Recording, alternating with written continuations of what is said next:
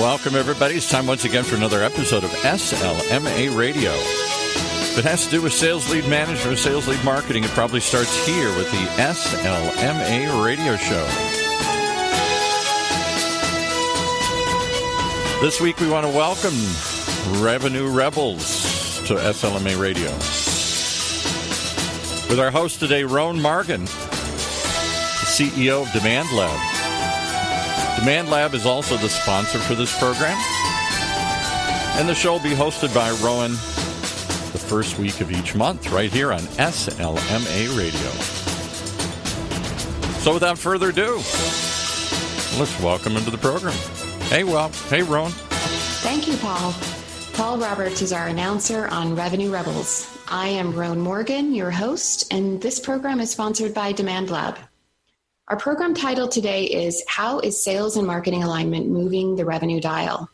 Our guest to address this subject is Michael Sala, the Managing Director, Strategic Origination at LLR Partners. Michael is responsible for broadly engaging and developing investment opportunities for LLR. His team works in collaboration with LLR's investment and business development professionals to cultivate relationships and opportunities that drive value creation across LLR's portfolio.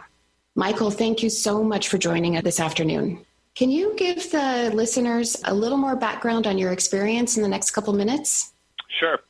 I've always been in and around sales as a professional, specifically in and around technology sales. I've worked for a startup as a bag-carrying salesperson, sold to a large corporation, and then worked within that organization to end up running the sales team. Then spent some time with a new product launch inside of a large Fortune 50 bank, and then went to work for another startup and had a great experience building a sales organization from 2 salespeople in a $4 million revenue business on up to a $20 million revenue business that we successfully exited. A really rewarding experience, and had a great opportunity to try a lot of different things to put into practice what I've always believed in sales, around sales process and marketing, and grow as a professional. You know, Michael, I asked you to join today because I've always admired your work. We've known each other now for probably 4 or 5 years. And I thought that the listeners would really get a lot out of hearing firsthand how you've not only built sales teams, but also built bridges, as I would consider it, between sales and marketing. So thank you so much for being here. Could you start by talking about what you would consider some of the essential first step in bringing marketing and sales development teams together? I think one of the first things to understand between marketing and sales is you're both 2 sides of the same coin, different sides of the same coin. When it works, everybody understands their role and everybody understands how you need to symbiotically exist. And I think sales needs to appreciate from the get-go, marketing really only can bring a prospect or a lead so far, and then sales needs to do their work. And marketing needs to understand that sales is really trying to close the best possible leads that are going to become long-term customers for the organization, as well as hit their targets. So I think the first thing I've always tried to preach to sales and marketing leaders is just you really have to start with expectation setting. What is expected of me? What is being asked of me? It sounds cliche, but it really does allow the relationship to get off on the right foot. So the first exercise we generally have them do is to collectively sit down and say, what's your ideal customer look like? So assuming that an organization has identified their product, knows what their product offering is, has a good product market fit, understands the pricing, the experience of developing the personas of the people within the organization that you're going to be marketing to and ultimately selling to, setting that ideal customer profile really as a workshop together between the 2 parties is key to making sure that when a opportunity or a lead comes in, that this person or this prospect will fit the criteria of sales. So making sure that the marketing team is fishing in the right pond, messaging the right things early on in a buyer's journey, and then ultimately handing it off to match the buying process of the buyer with the sales process. Yeah, very symbiotic. I like the way that you were talking about the two teams needing to understand that they are symbiotically existing and certainly managing expectations. When you have gone through that process of bringing together the marketing and sales, and I think you've especially done that at LLR, what have been some of the initiatives that you've seen bring the greatest amount of return? I know you've done a lot of content. You've been working a lot with building out the SDR group.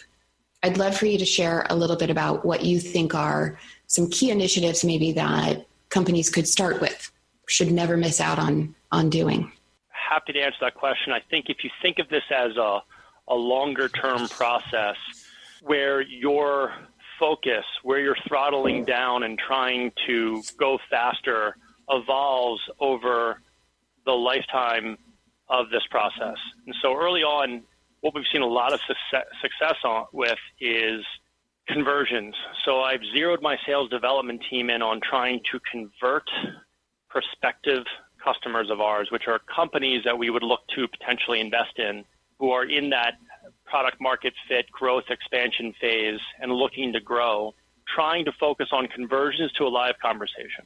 And at this point in time, that they're really not focused on the brand experience. They're very much just focused on getting that person on the phone to understand why they would choose effectively a potential partner to help them grow their business. It's just like anything else in sales and lead generation, is you want to understand who the best prospect is, who matches your product offering, but then also is ready to make a decision and then spend the most time on those people who are actually compelled to act. So the first value we've zeroed in on is trying to create that conversion to a live conversation to then understand how better to market and deliver the brand to them. Over time, we've really enabled our brand to match what a growth-oriented CEO, who is our core target here, is looking for an investor.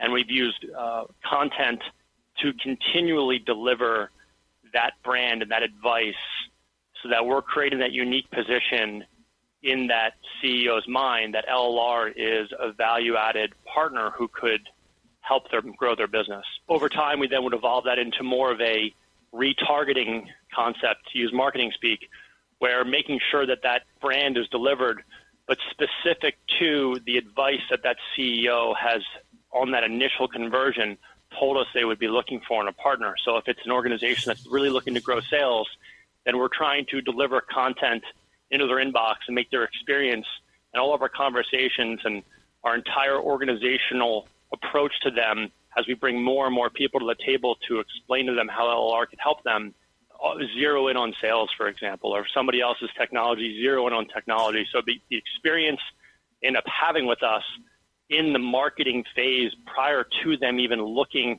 for that partner really zeroes in on what that CEO might be looking for. Fast forward a couple years into our discussion with this company, and many times the companies we're working with, it's a multi-year dialogue until they're really compelled to act. Later on, it may be continually giving them more of that brand experience, but then developing more of a relationship with the rest of the organization here at LLR so that same experience was delivered.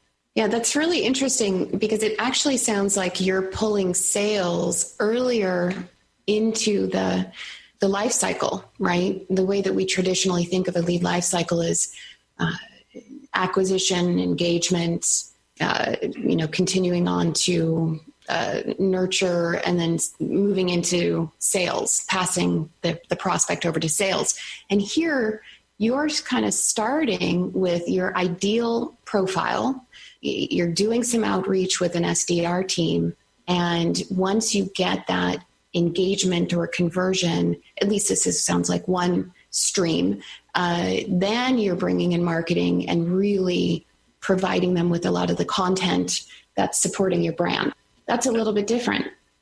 Yeah, it is a little different. I think the reason was, in every investment across our portfolio has a slightly different buying process for their customers to acquire their product.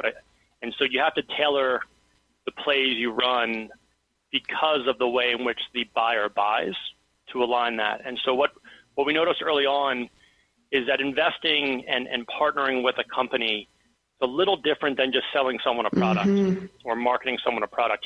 Here they have to experience the culture of the organization, because when we make an investment into a growth-oriented business, we're partners for 3, 5, 7 years. We're going to have some success. We'll have some opportunities where we can try to improve. And you want them to experience the type of person, the type of partner that they're going to effectively be able to lean on and work with. So we've tried to push the sales development function a bit earlier in the process so that they can start to get that feel. And then so we can hear firsthand what they truly might want in a partner versus making some assumption. We're trying to go from the implicit of what we believe to the explicit of what we know, and then zero in on that explicit aspect of what they might be looking for in a partner to educate them on why we think we might be the right partner for them. And at the same time, we're learning a bit more about them. Are they reading the content? Are they engaged in it? Are they do they think this way? And you're also, to a certain extent, doing a bit of research on them at the same time. Yeah. Do they look for advice? What type of persona do they have where they would like to learn more? Yeah, I love this. We're going to need to go to a break in just a second. But what I love about this, it's a very unique process and approach, but I do think it applies to high value selling. It certainly applies to an account-based marketing and sales approach. So we need to take a minute to hear from our sponsor. We've been talking to Michael Sala, and the subject matter today is how is sales and marketing alignment moving the revenue dial? And just a quick shout out to our sponsor today, DemandLab, the people that helps organization transform their revenue potential by connecting their greatest assets, people, processes, technology, and data through customized revenue ecosystem solutions. By leveraging marketing technology, data science, governance, and analytics and content, DemandLab helps B2B organizations like yours advance business goals and drive revenue. Isn't that what it's really all about? Well, then why not learn more about DemandLab solutions at DemandLab.com, just like it sounds, DemandLab.com. All right, back to the second half of our show. Thank you, Paul. We've been speaking with Michael Sala, and the subject is how is sales and marketing alignment moving the revenue dial? So, Michael, we were just talking about how the approach here that you're taking at LLR Partners is a little bit different, and but certainly makes sense and absolutely makes sense when you're looking to engage an audience for the long term, and you need to develop a long-lasting relationship as you're moving people into a very high-value engagement. You're moving sales earlier in the process. I'd love it if you can walk us through a little bit of your approach on scaling the marketing organization, taking a lot of the responsibility, or I don't know what word you might use, but it's taking a lot of the work to then further engage and embrace your audience. I know that you're using some different tools and content. Maybe you can tell us a little bit about that, your approach to scaling. Sure. So I fundamentally believe, as running this marketing organization here at LLR, leveraging some traditionally more sales-oriented tactics alongside of traditional digital marketing and content, you have to focus on what you can control. And that's the first thing that I say to in an approach is you can't focus on ultimately if a lead is closed as an investment here. Let's just zero in on what we can control. And then once you've kind of given up the investment process here, or effectively the sales process that we're going to go through here to effectively make our investment into a company, you can only control what you can control. And we have a very discerning eye as to what type of investment we think over time will create the most value for our investors and for our partnership. We definitely have tried to focus on data. And data comes in a lot of different forms. People tend to think of data of this unobtainable set of metrics that are going to help your organization scale. But simple things like setting up a weekly schedule for my sales development reps, giving it to them and handing it out to them and allowing them to look at, okay, how do I plan my day around the three main activities which I have to do today, which is identify new companies or targets or prospects, engage them to try to convert them to a live conversation, to learn more about them, see if there's something actionable, what the timing might be, if at all, and if we're truly a fit for them as a partner, and then ultimately develop the relationship across there. So a lot of the time is spent effectively 2 to 2.5 hours a day identifying, finding those businesses, engaging them for another 2 or so hours, and developing them for another 2 or so hours. That data allows you to, over a week, understand what was the productivity of that individual, what was the productivity of the team over a month, over a quarter, over a year, and then look back at that data to say, what aspects are they doing that's generating the most value, and where are they slowing down? So as an example, one bit of data we noticed was after about a year of doing this process, the rate at which new companies are starting to be entered into our database or starting to be engaged for the first time has gone down, because the data we're seeing is telling us that the sales development rep is effectively more busy on the re-engagement of names and development than they were when they first started a year prior, where they're really focusing primarily on finding companies and starting the conversation. Now they've shifted a bit of their time more towards the let me retarget, let me re-engage some of these companies.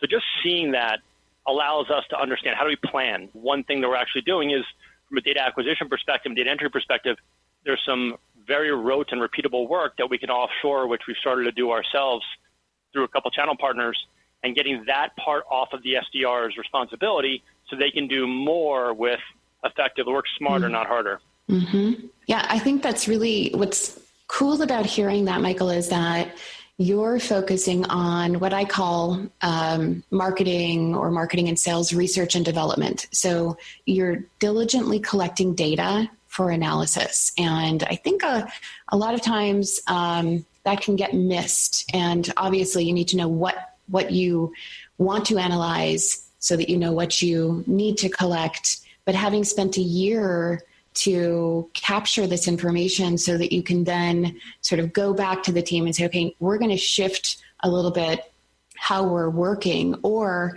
we're going to manage the expectations internally of what our team, what a person who's first onboarding into the team is supposed to do or supposed to be achieving versus the individual that's been there for a year already. I think that's very cool. Yeah, and not always typical. Sometimes people are just looking for the reports that sort of pop out naturally from Salesforce, and they go with that. But right, and you have to look into those numbers and pull them apart quite a bit. Mm-hmm. And so much of it is it's a classic people process technology. But what is all of that telling you? What are you seeing in the trend? What are you seeing in and where can you have opportunities to scale that a bit more? If you have something you've been managing or measuring effectively, it helps you to much more effectively manage it. Yeah. Can you talk a little bit about how you've been able to intersect the efforts of marketing and sales? You have a team which is tight, right? You guys work really well together. Yeah. I'd love to hear more about how that's going. So I'll draw a little bit of a parallel here to what we do at LLR. Our sales team or account executives, traditionally what you'd see in a tech and tech-enabled service, I'll draw that analogy to our investment team.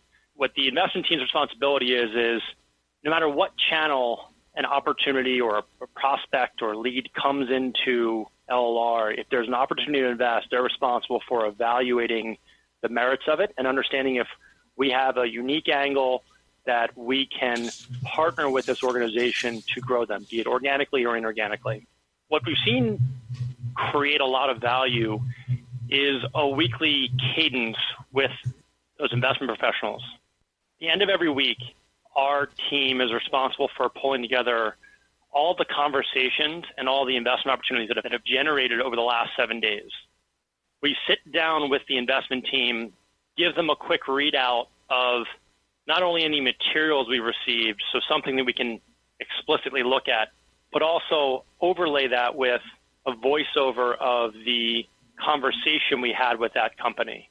So if I reach out to a company and one of my sales development reps reach out to a company and gets the CEO on the phone and they are contemplating some form of strategic decision around the business, be it a growth round or recapitalization or some form of majority transaction, we understand a bit more than you're going to get in just the materials. We understand what they might be looking for in a partner, and then see if that, along with the materials, as we do this readout on a weekly basis back with our investment professionals or our sales team, allows them to create and evolve their thinking a bit more to develop that unique angle with them.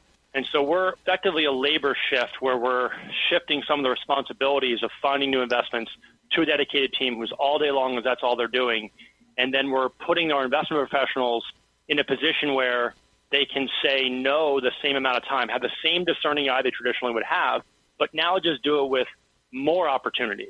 And the thought process and what's played out over definitely the first half of this year so far is we would ultimately close more investment opportunities and put more dollars to work, effectively complete more sales, because they can say no the same amount of times with the same discerning eye, but they have more opportunities to evaluate.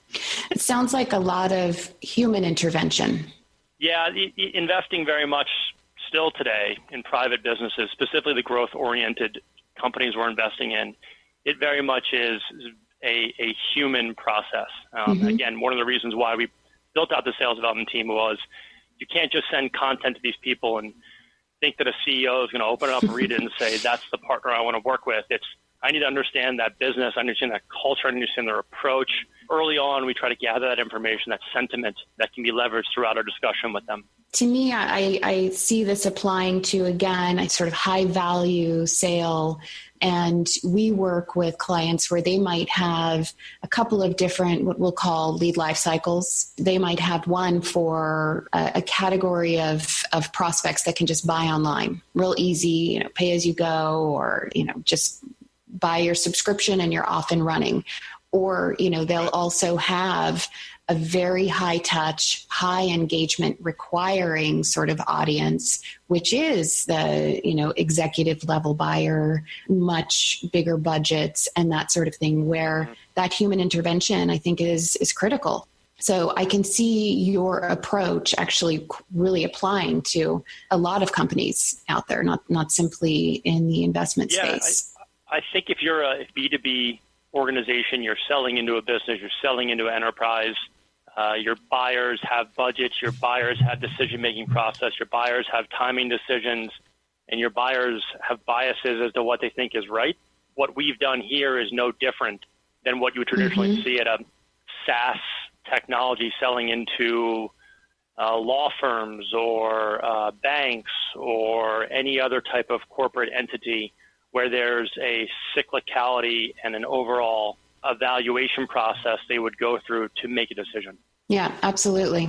Well, we're just coming to the end of our program, and I'd love to find out from you, Michael, as we wrap up, if you can share a few of your favorite things, a few platforms, tools, processes. What are you using today that you think other teams could potentially benefit from? Yeah, we use a lot of technology here, probably more than I would imagine many other private equity funds do. And we partner with outstanding organizations like DemandLab, knowing what we can do or can't do. So a couple of technology we've been using recently, which is embedded in another technology we have called SalesLoft, is a technology called Crystal or Crystal Knows. And if you've not used this technology, it is a pretty incredible technology to allow my sales development reps to understand the persona and the personality of whomever it is they're looking to speak with. And what this allows us to do is just to understand, does this person engage as a very direct individual, or are they the type of person that ultimately likes to do their own research and when they're ready to buy, just to give two examples. And so on our first touch, we're making sure that we're communicating in a way that we think will give the reader of an email, or as we're calling into them, some understanding of their persona, and so we can to be able to develop them a bit more. We also used, this is much more for my team to manage their own time, but we've become a big fan of Trello. you can only do so many things in a given week. So we effectively have, along with that weekly cadence we talked about, every Monday they have a list of things that they're working on for identifying, a list of things they're engaging on, a list of things they're developing on, and through that week, more requests may come in to identify more markets or more segments of the economy that we would like to potentially invest in, and certain industries that might be a particular interest. So allows us to just keep that running list, and then when the appropriate time comes around, start to prosecute or pursue that a bit more. That's great. And those are a couple of tools that I don't think we hear a lot about. I love that you guys are using Trello to manage your tasks and the work that you guys are doing day to day and week to week. And certainly Crystal Knows is a frighteningly accurate at times platform that I've experienced myself. So thank you. Thank you for that. Michael, it's been great having you here. It's been very helpful today to learn a little bit more about what you're doing. How does someone reach you? I'm open to any conversations, but part of our organization's culture is to engage with as many people as we possibly can, because we could be partners for you down the road. The easiest way to get in touch with me is to shoot me a quick email. It's msala@llrpartners.com. That's MSALA @llrpartners.com. Fantastic. Thanks a lot. Thanks a lot, Michael. Paul, over to you.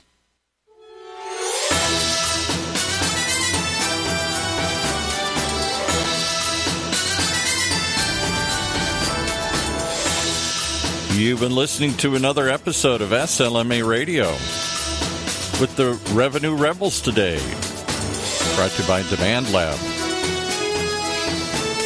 One of the many shows on the ever-growing Funnel Radio Network for at-work listeners like you.